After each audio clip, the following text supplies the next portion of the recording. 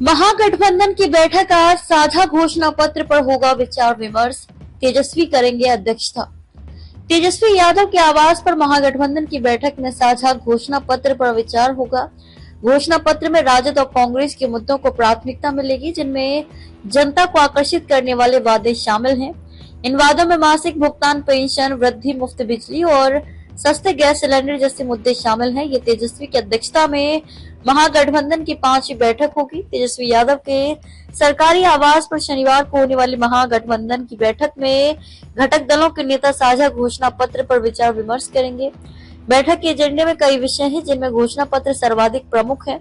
इधर के महीनों में अपनी घोषणाओं और उनके क्रियान्वयन से नीतीश कुमार के नेतृत्व वाली राजग सरकार महागठबंधन को मुद्दों पर हथियार विहीन करती जा रही है। ऐसे महागठबंधन के समक्ष एक ऐसा साझा घोषणा पत्र जारी करने की चुनौती बन गई है, जिसमें सभी वर्ग समाज को संतुष्ट करने वाला हो। घोषणा पत्र में सभी घटक दलों के प्रमुख मुद्दे समाहित होंगे। गुरुवार को इस साझा घोषणा पत्र उप समिति की बैठक में इस पर सहमति बनी। इन मुद्दों में राजद और कांग्रेस के मुद्दों को वरीयता मिलना तय है। वे मुद्दे प्रत्यक्ष लाभ व नकदी हस्तांतरण से संबंधित हैं, जिनके प्रति जनता का सहज आकर्षण संभव है। उनमें माई बहन मान योजना के अंतर्गत मासिक 2,500 रूपए का भुगतान, सामाजिक पेंशन राशि को बढ़ाकर 1,500 रूपए करने, 200 यूनिट निःशुल्क बिजली, 500 रूपए में गैस सिलेंडर देने के साथ भू हदबंदी कानून को प्रभावी बनाने और निषाद समाज को अनुसूचित जाति की श्रेणी में सम्मिलित करने के आश्वासन होंगे।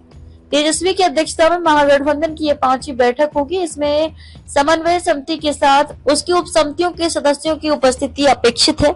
पिछली बैठक 12 जून को हुई थी, जिसमें साझा आंदोलन पर सहमति बनी थी। तय हुआ था कि घटक दल अपनी पसंदीदा सीटों की सूची तेजस्वी को सौंपेंगे। उस निर्णय के अनुरूप ही मतदाता सूची के विशेष गहन पुनरीक्षण के विरुद्ध महागठबंधन का आंदोलन हुआ। विधानसभा चुनाव के क्रम में सम्मिलित रूप से महागठबंधन का ये पहला आंदोलन रहा। गठबंधन के साझा घोषणा पत्र का एक अहम उद्देश्य नीतीश कुमार के नेतृत्व वाली एनडीए सरकार को चुनौती देना भी है। नीतीश सरकार ने हाल के महीनों में जिस प्रकार से जन कल्याणकारी योजनाओं की घोषणा की, जैसे वृद्धावस्था पेंशन, महिला सहायता योजना और शिक्षा में सुधार, उससे महागठबंधन को राजनीतिक रूप से कड़ी टक्कर मिल रही है।